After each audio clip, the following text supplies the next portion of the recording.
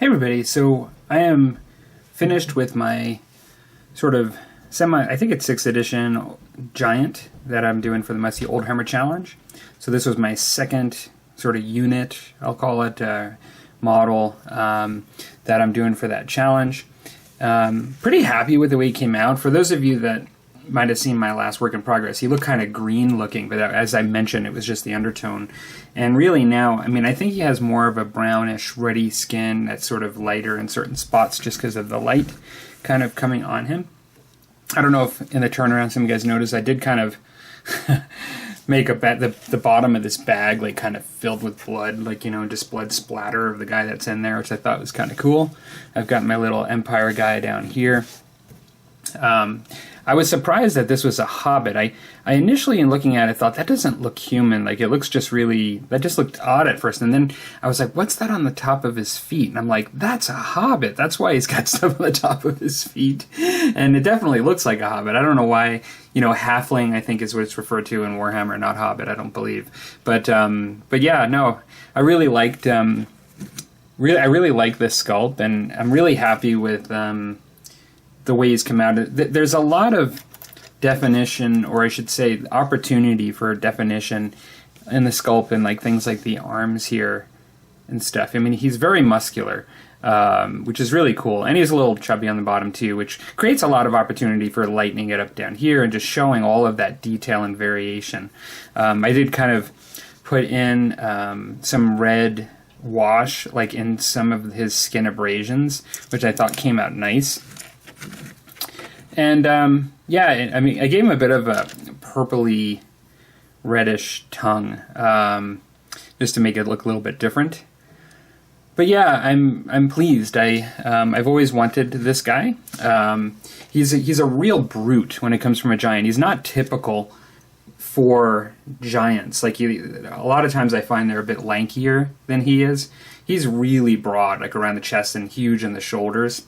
And so he's a real brute, and he stands out in that way among giants in the various models that have been done over the years, I think.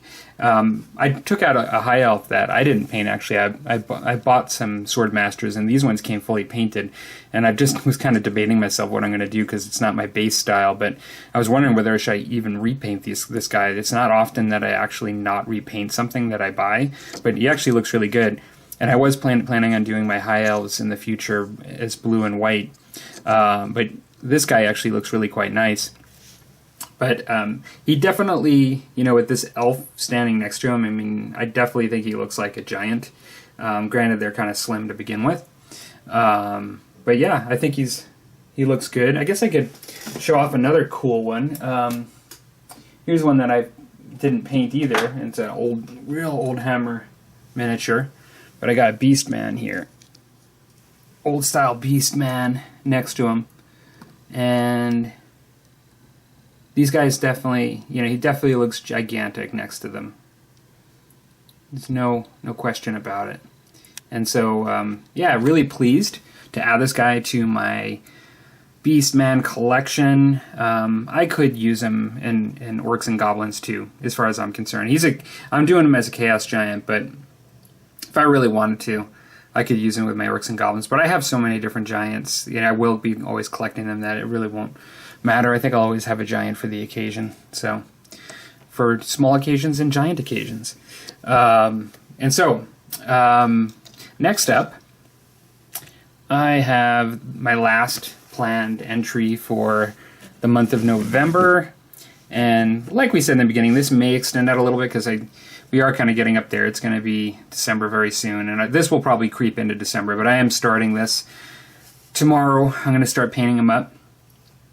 You know, I'm taking a little bit of a page on my skin tones that I did for the giant. I said I wanted to do kind of, you know, either really dark black and white and grays, or brown and like kind of light skin tone colors is what I wanted to do. I think what I'm going to do is I am going to blend the lower body to the top body, but it's not going to be like a totally different color.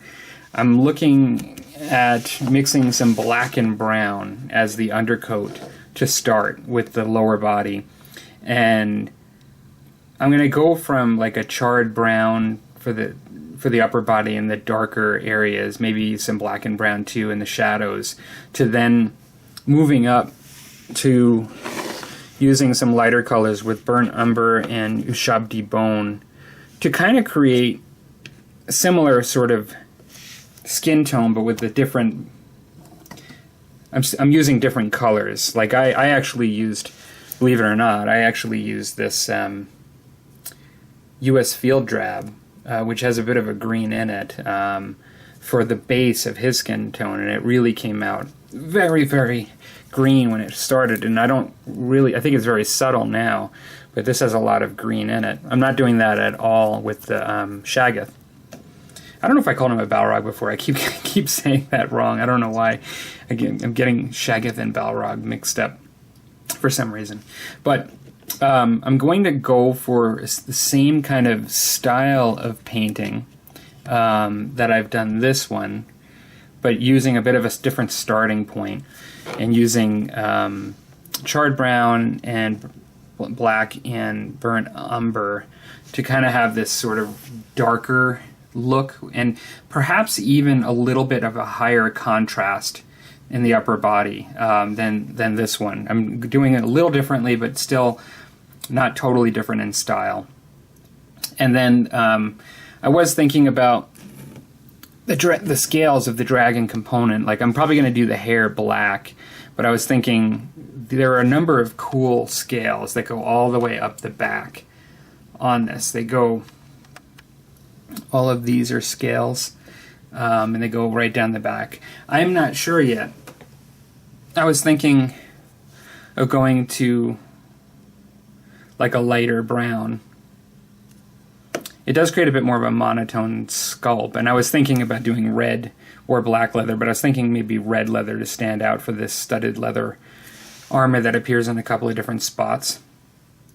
But I'm not sure. Like, I could contrast the scales and do it like red or green or something like some people do, or orange I would be more likely to do. But to be honest, I'm not really sure I almost like the bit of the monotone look for this, for the body, the dragon body, and thinking about just making the scales much lighter in the same family of tones that I'm creating for the skin, the reptilian skin, and the sort of, I'll call it human skin. So we'll see. I'm going to have to play around with the colors a bit, but I am excited. I've really wanted to paint this model for a very long time. It's always been something I've had my eye out for when wanting to purchase one too and find one to paint.